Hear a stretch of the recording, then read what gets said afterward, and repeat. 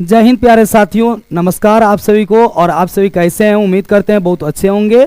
और आज हम लोग बात करने वाले हैं कि आखिरकार आप बिहार डीएलएड एंट्रेंस एग्ज़ाम दे करके कैसे आप सरकारी कॉलेज पा सकते हैं। हालांकि आप लोगों ने फॉर्म भरा होगा, तैयारी भी आप लोगों ने कर रखा होगा, तैयारी आप लोगों का चल भी रहा होगा, लेकिन बहुत सारे प्रयास के बाद भी और बहुत सारे मेहनत करने के बाद भी कई विद्यार्थी ऐसे रह जाते हैं जिसको कि सरकारी कॉलेज नहीं मिल पाता है बिहार डीएलएड के लिए।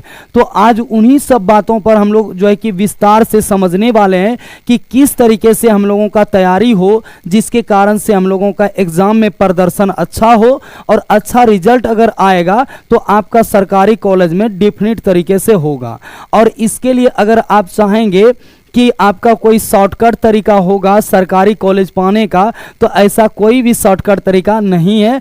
आपको मेहनत करके ही सरकारी कॉलेज मिलने वाला है और आपका मेहनत करके ही नंबर आने वाला है। तो इसलिए आपको किन विषय पर ज़्यादा मेहनत और ज़्यादा फोकस करना चाहिए, इस बारे में आज हम लोग विस्तार से समझने वाले हैं। और किन किन चीज़ों के बारे में जानने के बाद जो है आपका रिजल्ट अच्छा हो सकता है, इस पर भी हम लोग पूर्णतः बातचीत करने वाले हैं। जैसा कि थंबनेल में आप लोगों ने देख रखा कि बिहार डीएलएड के लिए सरकारी कॉलेज कैसे पाएं, तो सरकारी कॉलेज पाने का कोई भी शॉर्टकट तरीका नहीं है कि आपको जो है कि डायरेक्ट उठाया और सरकारी कॉलेज में फेंक दिया, ऐसा कुछ भी नहीं है। आपको प्रोसेस से गुजरना होगा, आपको मेहनत करना होगा, आपको अन्य विद्यार्थी जैसे पढ़ते हैं उस तरीके से आपको पढ़ना होगा। हाँ, हालांकि अब देखिए कारण क्या होता है, जैसे मान लिया जाए कि रेस जैसे हो रहा है पूर्व दिशा की ओर, अगर रेस हो रहा है पूर्व दिशा की ओर, हम बहुत तेज भागने के लिए जानते हैं और रेस हो रहा है पूर्व दिशा की ओर जाना है। पता चला कि जितने भी रेसर हम लोगों के साथ में हैं वो पूर्व दिशा की ओर दौड़ लगा दिए हैं, हम भी बहुत तेज दौड़ते हैं, लेकिन पूर्व दिशा की ओर नहीं दौड़ करके पश्चिम दिशा की ओर अगर दौड़ जाते हैं तो फिर जो है ना, कितनों आप स्पीड दौड़िए, आप रेस में कभी जो है कि जीत हासिल नहीं कर सकते हैं, आप अव्वल नहीं आ सकते हैं। आप क्योंकि दिशा ही गलत चुन लिए हैं। तो गलत दिशा में मेहनत कितनों आप खूब करते रहिए, आपसे कुछ होने जाने वाला है नहीं। बस आप मेहनत थोड़ा सा स्मार्ट तरीके से कीजिए और मेहनत आप सही डायरेक्शन और सही दिशा में कीजिए। तो किस दिशा में हम लोगों को ज़्यादा मेहनत करना चाहिए जिसके कारण से हम लोगों को सरकारी कॉलेज मिल जाएगा, इस पर पूर्णतः बात करने वाले हैं। और आप लोगों ने तैयारी कर रखा होगा, कुछ तैयारी कर रहे होंगे। अगर आप चाहते हैं कि आपके पास में नोट्स नहीं है, सब्जेक्ट वाइज नोट्स आपको हम उपलब्ध कराएंगे। जैसे कि वीडियो आते जाएगा, आपको नोट्स उसका मिलते जाएगा। अगले दिन से आपको वीडियो भी मिलना शुरू हो जाएगा, हर दिन वीडियो आपको मिलते जाएगा क्लास से। और जो है कि वो हम लोग शुरुआत करने वाले किस विषय से होंगे, आज ये भी डिस्कस कर लेंगे आगे वीडियो में। तो आगे आप लोग बने रहिएगा वीडियो में और देखते हैं हम लोगों का कहाँ से नंबर बनता है। सबसे पहले बात करते हैं हम लोग किस पर, कि हिंदी पर। आप लोगों को हिंदी पता है कि हिंदी हम लोगों का व्याकरण जो है वो बहुत अच्छे से एग्जाम में पूछा जाता है। और बहुत अच्छे से केवल और केवल व्याकरण नहीं बल्कि कुछ ना कुछ जो है कि बुक से भी, बुक के बारे में भी, उपन्यास के बारे में भी क्वेश्चन रहता है कि ये वाला बुक जो है ये उपन्यास किसने लिखा था, ये सब के ऊपर भी रहता है। वो सब चीज़ों को भी आप लोग जरूर देखिएगा। साथ ही साथ अगर आप संपूर्ण व्याकरण हिंदी का देख लेते हैं, टोटल का टोटल व्याकरण आप अगर समझ लेते हैं, चीजों को याद रख लेते हैं, तो आपका व्याकरण से ही केवल और केवल एग्जाम में 25 नंबर का पूछा जाता है। कितना नंबर का?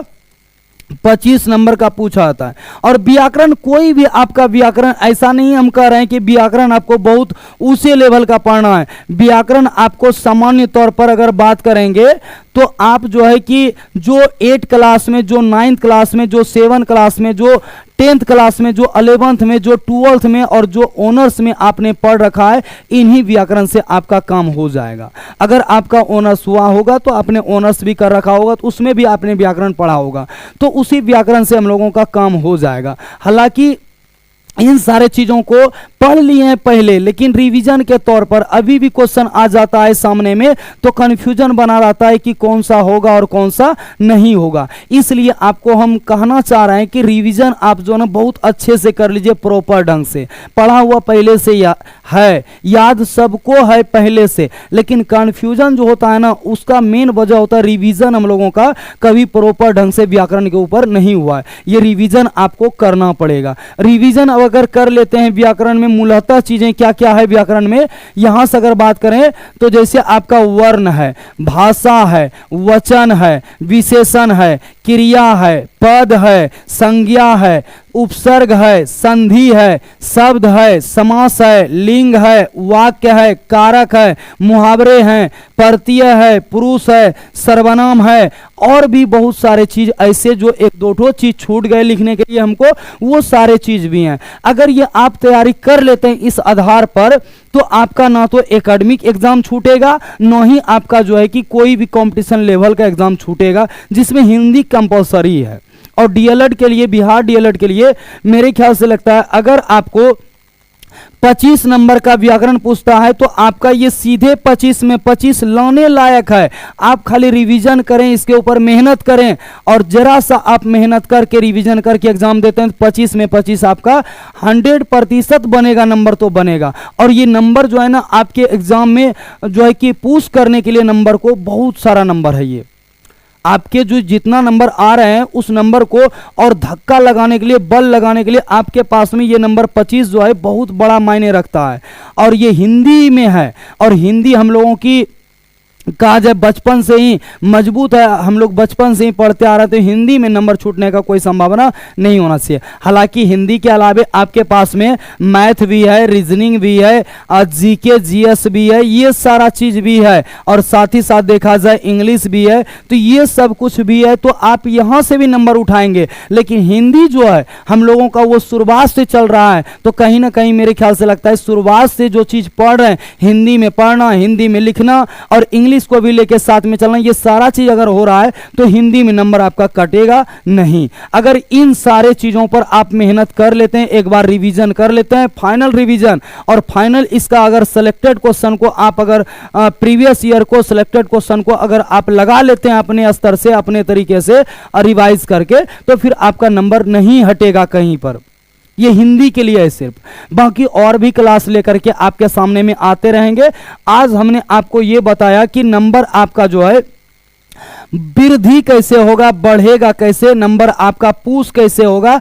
जो पिछले कुछ एग्जामों में आप कुछ नंबर से रह जाते थे, वो नंबर आपका कैसे बढ़ेगा। तो हिंदी बहुत अच्छा सब्जेक्ट है, आप इस पर थोड़ा काम कर लें। उसके बाद रीजनिंग है, मैथ है, जीके जीएस है, आप इन सारे चीजों पर अगर काम करेंगे तो आपका एग्जाम कहीं भागने वाला नहीं है। और कहीं से अगर देखा जाए तो अगर आप अच्छा प्रदर्शन कर लेते हैं तो आपको सरकारी कॉलेज 100% मिलना ही मिलना है। सरकारी कॉलेज के लिए कोई आपका जो है कि अगर आपको सरकारी कॉलेज चाहिए बिहार डीएलएड के लिए, तो बिहार डीएलएड करने के लिए एंट्रेंस एग्जाम जब दीजिएगा तो इसके लिए कोई ना तो गोली है, ना तो दवाई है, ना तो कोई शॉर्टकट रास्ता है, ना तो और कोई चीज है। अगर कोई चीज रहता तो हम आपको देने का प्रयास जरूर करते। वो एक ही चीज है जो कि आपका ज्ञान बढ़ने से ही आपको सरकारी कॉलेज मिल सकता है, आपके मेहनत की वजह से मिल सकता है, आपके नंबर लाने के कारण से आपको सरकारी कॉलेज मिल सकता है। और कोई शॉर्टकट नहीं है, कोई इसका दवाई नहीं है, बस है तो एक ही दवाई जिसका नाम है मेहनत। और मेहनत अगर एक बार कर लेंगे, सरकारी कॉलेज अपने हाथ में अगर आ गया, सरकारी कॉलेज मिल जाता है, तो फिर आपका जो है कि डीएलएड कंप्लीट पूरी ढंग से हो जाएगा और आपको किसी प्रकार की परेशानी नहीं होगी। तो ये था सरकारी कॉलेज मिलने का प्रोसेस कि कैसे सरकारी कॉलेज मिलेगा और कैसे आप नंबर को इंक्रीज यानी वृद्धि कर सकते हैं। ये आपके लिए एकदम बहुत अच्छा रामबाण तरीका था। सबके घर में हालांकि उपहार बाल व्याकरण होता है, आप उससे अध्ययन कर सकते हैं, और भी बहुत सारे व्याकरण होते हैं, आप उससे भी अध्ययन कर सकते हैं। और हम जो आपको पढ़ाएंगे उसका जो मटेरियल देंगे आप उससे भी तैयारी अपना कर सकते हैं। तो हर एक तरीके से कर सकते हैं। हम सारे जो है कि क्लास फटाफट लेके आएंगे क्योंकि एग्जाम अब बहुत जल्द होने भी वाला है। तो इसलिए जो है प्यारे दोस्तों, इस वीडियो में इतना ही कि सरकारी कॉलेज कैसे मिलेगा, आपको मेहनत करना होगा, हमने बता ही दिया, और कोई शॉर्टकट कोई तरीका नहीं है इसका। आप लोगों को वीडियो कैसा लगा कमेंट बॉक्स में जरूर बताइएगा। साथ ही साथ जो है कि आप लोगों को किस टॉपिक पर सबसे पहले वीडियो चाहिए ये आप लोग टॉपिक जरूर बताइएगा। अगले वीडियो में मिलते हैं अगले क्लास में, तब तक के लिए जय हिंद। पढ़ते रहिए, तैयारी करते रहिए, एग्जाम आपका बहुत अच्छा जाएगा, ऐसी हम भी कामना करेंगे। जय हिंद।